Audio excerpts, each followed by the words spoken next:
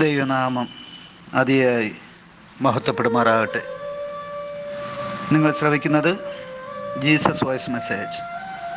എല്ലാ ശ്രോതാക്കൾക്കും കർത്താവായ യേശു ക്രിസ്തു നാമത്തിൽ സ്വാഗതവും സ്നേഹവന്ദനവും അറിയിക്കുന്നു.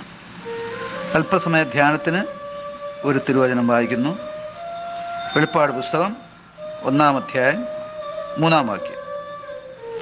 ഈ പ്രവചനത്തിൻ്റെ വാക്കുകളെ വായിച്ച് കേൾപ്പിക്കുന്നവനും കേൾക്കുന്നവരും അതിലെഴുതിയിരിക്കുന്നത് പ്രമാണിക്കുന്നവരും ഭാഗ്യവാന്മാർ. സമയം അടുത്തിരിക്കുന്നു.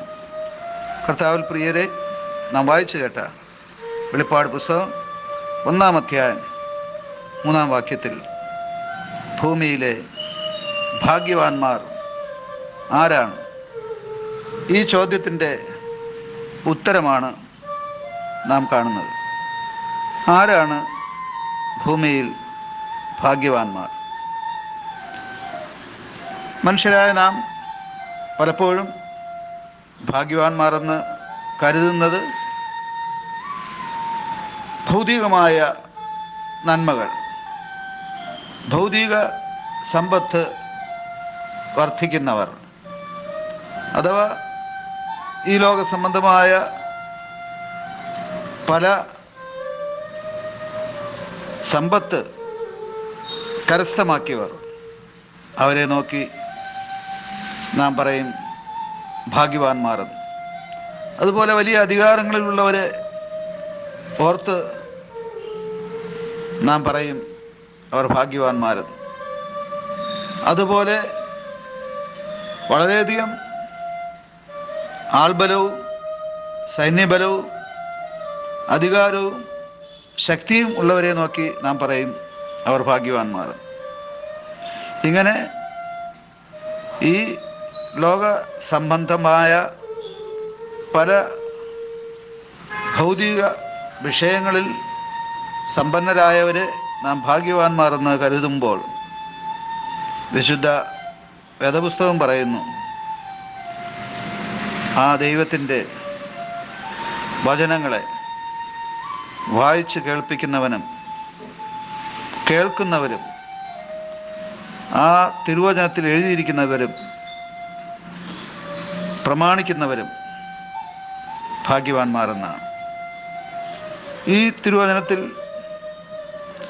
എഴുതിയിരിക്കുന്ന വചനം മനുഷ്യരുടേതല്ല,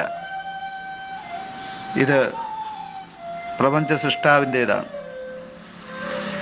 ദൈവം ആദ്യമായി മോശ എന്ന തൻ്റെ ദാസനെ തൻ്റെ അടുക്കലേക്ക് വിളിക്കുകയും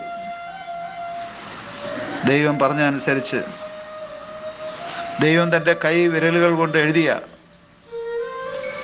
ആ തിരുവചനം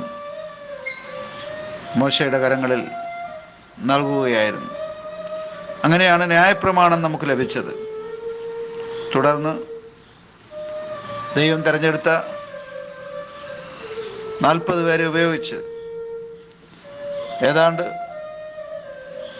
ആയിരക്കണക്കിന് വർഷങ്ങൾ കൊണ്ട്